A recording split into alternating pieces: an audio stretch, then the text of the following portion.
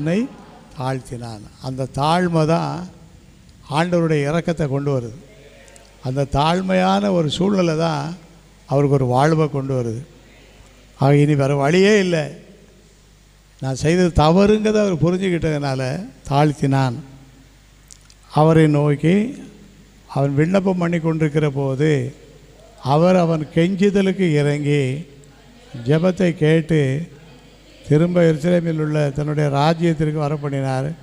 கர்த்தரே தேவன் என்று அப்பொழுது பழையபடி ஆண்டவர் அங்கேருந்து எங்கே கொண்டு வந்தார்?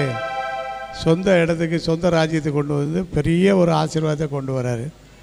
இந்த மாற்றம் அவருக்குள்ளே வந்ததுக்கு காரணம் என்னென்னு சொன்னால், முதலாவது அவருக்குள்ளே பெருமை இருந்துச்சு. அதனால தான் பதவி விட்டு ஓட வேண்டிய போச்சு.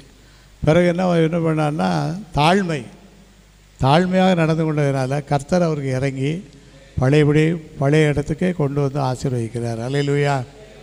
நம்மளை என்றைக்குமே கடவுள் ஆசீர்வதிக்கணும் அப்படின்னு சொன்னால் நமக்கு என்ன குணம் இருக்கணும்? தாழ்மை எப்போவுமே இருக்கணும். பெருமைகளுக்கு என்ன செய்யக்கூடாது? இடம் கொடுத்துடவே கூடாது. அப்போ என் நாமம் தரிக்கப்பட்டுள்ள என் ஜனங்கள் தங்களை, மனாசே ராஜா தாழ்மையோடு நடந்துக்கிட்டார். கர்த்தர் அவருக்கு இரக்கம் செய்தார்.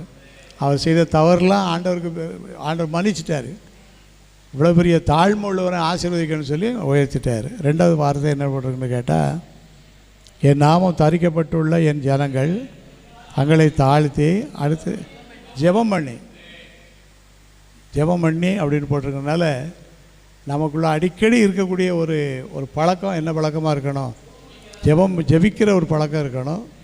எல்லா நேரமும் முழங்கால் போட்டு என்ன செய்ய முடியாது? ஜெபிக்க முடியாது. ஆனால் நம்முடைய இருதயத்தில் அந்த ஜெப சிந்தை என்ன செய்யணும்?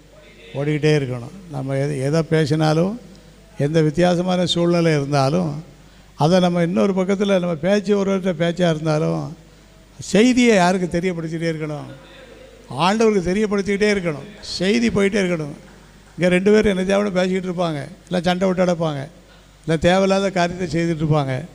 நம்ம அதில் போய் தலையிடக்கூடாது, தலையிட முடியாது, தலையிட மாட்டோம். நம்ம செய்ய வேண்டியது என்னென்னா, இங்கேருந்து ஒரு செய்தி எடுத்து வேறு எங்கே அனுப்பிடணும்? வயர்லெஸில் மேலே விசுவாசத்தில் போயிடணும். அல்லேலூயா. அப்படி தெரியப்படுத்திட்டோன்னு சொன்னால் நமக்கு ஒரு சந்தோஷம் இருக்கும். அல்லேலூயா. பிலிப்பியர் 4:6 வாசிப்போம். என் நாமம் தரிக்கப்பட்ட என் ஜனங்கள் தாழ்த்தி ஒன்றுக்கும் கவலைப்படாமல் விண்ணப்பங்களை ஸ்தோத்திரத்தோடு கூடிய ஜெபத்தினாலும் வேண்டுதலாலும், என் நாமம் தரிக்கப்பட்ட வசனம் 2 நாளாகுமோ படிக்க வேண்டிய 4 பிலிப்பியர் 4வது அதிகாரம்